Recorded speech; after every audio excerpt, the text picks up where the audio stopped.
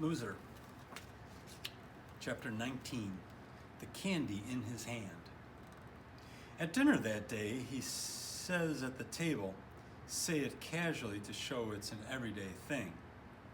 I'll be going over to my best friend's house one of these days, hoping his parents will take the bait and ask him who his best friend is. They do. His mother's eyebrows go up. Oh, she says. And who would that be? Hector Binns, he replies, tossing it out casually, being cool, liking the sound of it. Isn't he in your class? Yeah, he sits in the front row. He loves licorice. Loves it, huh? Says his father. Yeah. I hate licorice, says Polly. Licorice smells. He's making a candle, he tells them. That's nice, says his mother. Out of earwax. Everyone stops eating and stares at him. Earwax, says his mother. Ew, says Polly. Is that possible, says his father. Zinkoff feels a surge of associated pride. He looks his dad in the eye. He's doing it. Several days later, he visits Hector Binns' house. He walks right in and plops himself down in a chair because that's how you do it with your best friend. You walk right in and plop yourself down. When Binns' mother spots him, her face goes all funny and she says, "Who are you?" But then Binns himself comes in and takes him off to his room. They spend some time looking at Binns' stuff. He meets Nobody, the lizard. Then Binns tells him to wait in the hallway and closes the bedroom door. When he opens it, he holds in his hand a brown pill bottle already filled with earwax. This is the first one, he says. I keep it hid.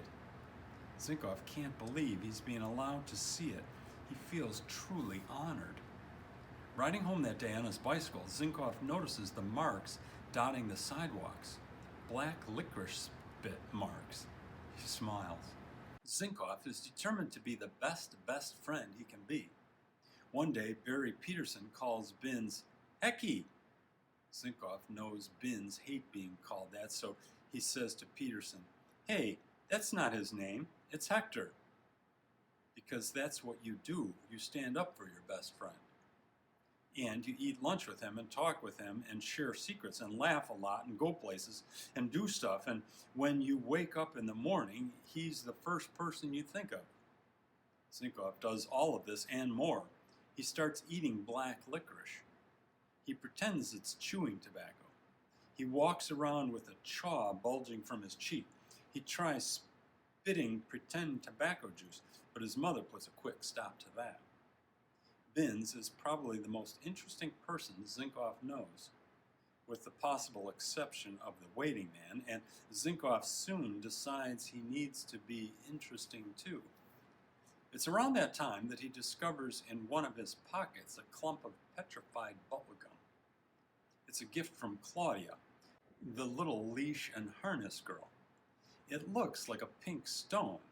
He appoints it his lucky piece, which he will carry with him always and rub when he needs some luck. He feels more interesting already.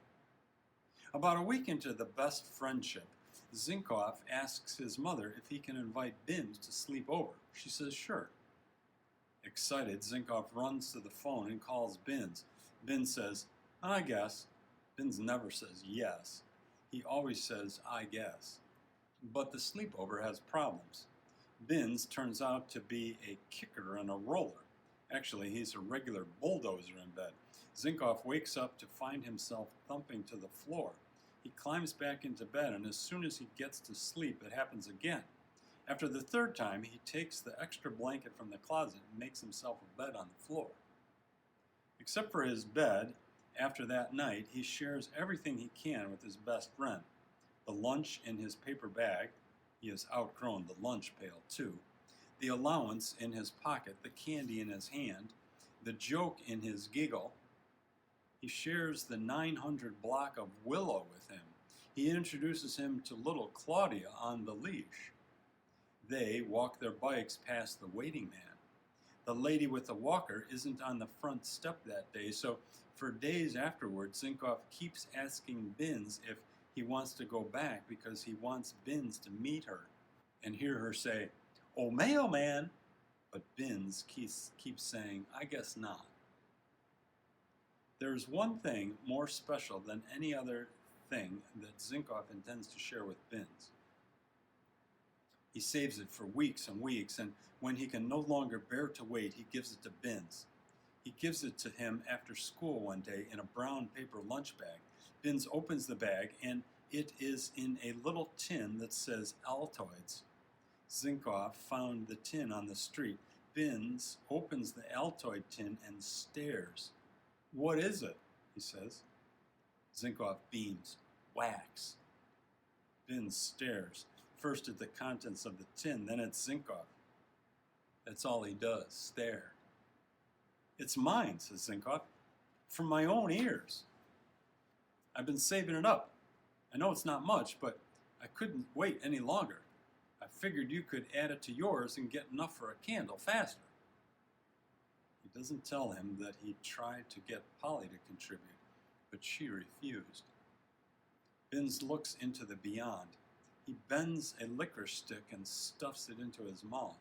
He slowly closes the lid of the Altoids tin and hands it back to Zinkoff. "I guess not," he says. Zinkoff shrugs. Okay, he understands. When a kid is making an earwax candle, he wants everything to come out of his own ears. Zinkoff figures maybe he'll save it for a candle of his own. He wonders if that would count as a science project. And then it's over.